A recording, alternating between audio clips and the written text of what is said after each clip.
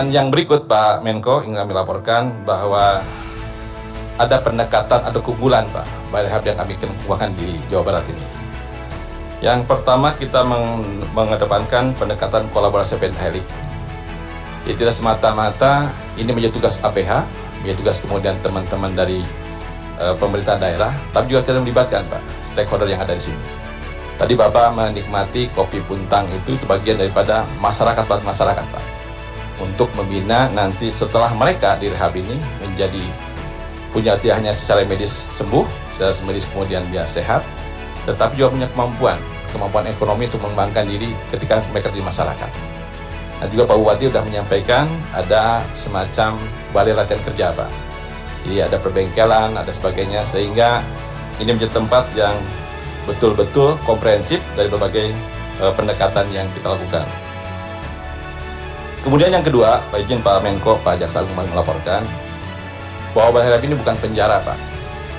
Jadi saya ulangi bahwa Balai Rehab ini bukan penjara, melainkan tempat Pak untuk menyembuhkan pengguna yang tidak adalah korban. Yang selama ini kita sering kali salah, bahwa korban harus dipenjara, harus masuk dalam kurungan.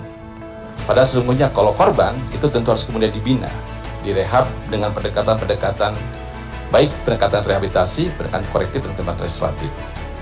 Oleh sebab itu mengenai pendekatan aspek-aspek yang menyeluruh, baik istilahnya dengan aspek hukum, aspek sosial, kita ingin bahwa kita punya peran dalam artian memberikan ataupun mendukung, menumbuhkan generasi muda yang baik di masa akan datang.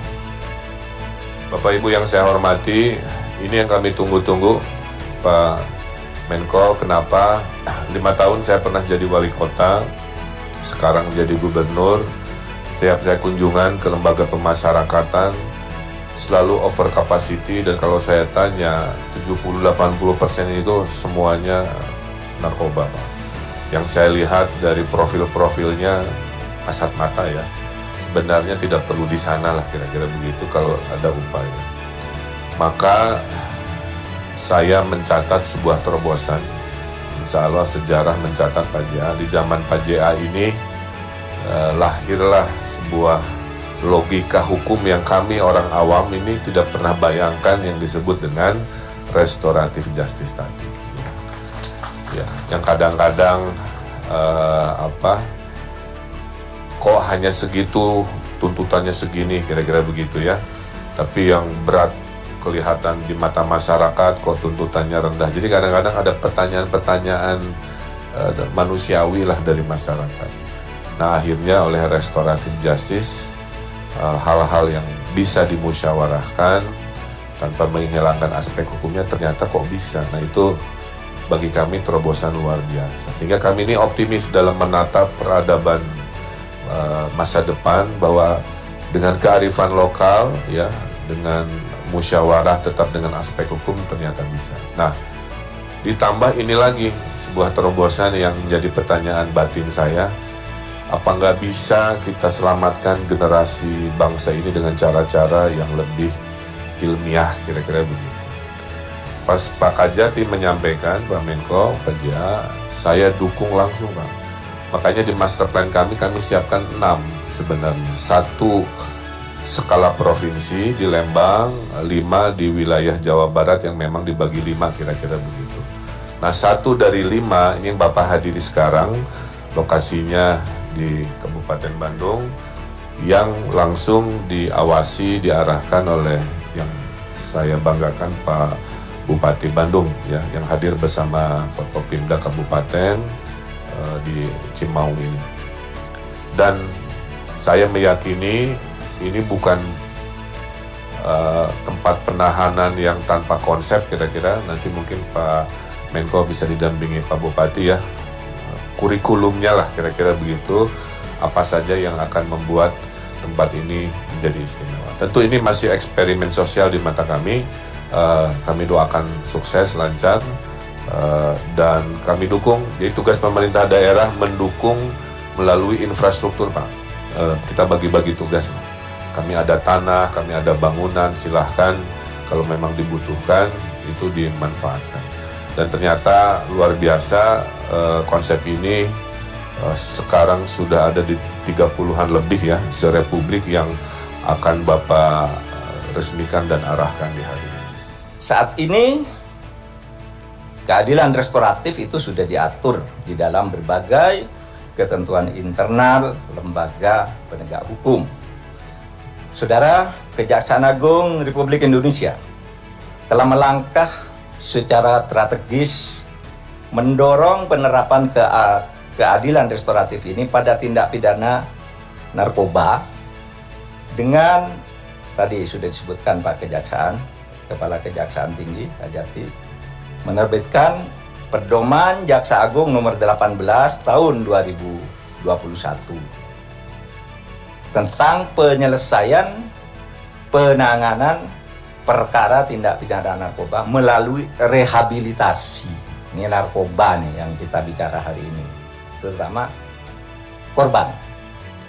Dengan pendekatan keadilan restoratif sebagai pelaksana asas dominos litis, rehabilitasi dimaksudkan untuk memulihkan penyalahguna narkoba dengan harapan setelah selesai menjalani rehabilitasi, mereka pulih dari ketergantungan terhadap narkoba, pulih secara fisik, mental, dan dapat diterima oleh lingkungan sosialnya. Itulah filosofi lembaga pemasyarakatan tadi. Jadi Kejaksaan Agung itu bisa berperan dalam restoratif justice sebelum mereka masuk, itu melalui perkara-perkara tadi yang bisa direstoratifkan, atau sesudah mereka masuk, atau karena Kejaksaan Agung itu eksekutor, atau sesudah mereka keluar. Itu semua bagian dari upaya pemasyarakatan yang untuk konteks hari ini diberi payung namanya restoratif justice untuk korban penyalahguna narkoba. Saya sungguh mengapresiasi pembentukan Balai Rehabilitasi Adiaksa oleh Kejaksaan Agung Republik Indonesia yang merupakan sarana rehabilitasi bagi penyalahguna dan pecandu narkoba.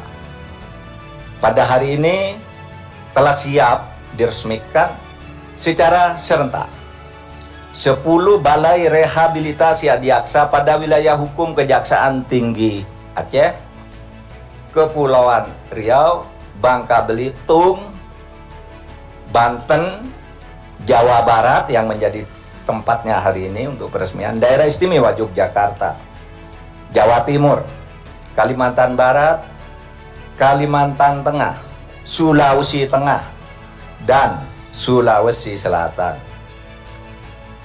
Dalam kesempatan ini pula saya ingin menggarisbawahi bahwa pembentukan, mungkin masih ada lagi yang belum tersebut di sini.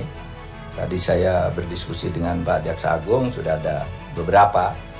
Dalam kesempatan ini saya ingin menggarisbawahi bahwa pembentukan Balai Rehabilitasi Adiaksa sebagai penerapan keadilan restoratif yang tidak hanya diatur dalam tataran normatif konseptual belaka, di dalam undang-undang disebutkan tapi tidak ada yang melaksanakan, namun juga harus dapat dirasakan manfaatnya oleh masyarakat.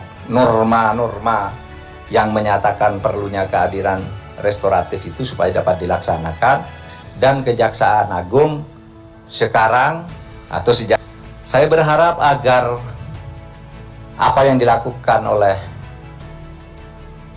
pemerintah daerah Jawa Barat dan Kabupaten Bandung, dan juga sudah ada beberapa Pemda dan kabupaten lain setelah kota di Indonesia yang sudah mulai melaksanakan ini, itu supaya digiatkan sehingga nanti menjadilah lebih banyak rumah-rumah rehabilitasi sebagai upaya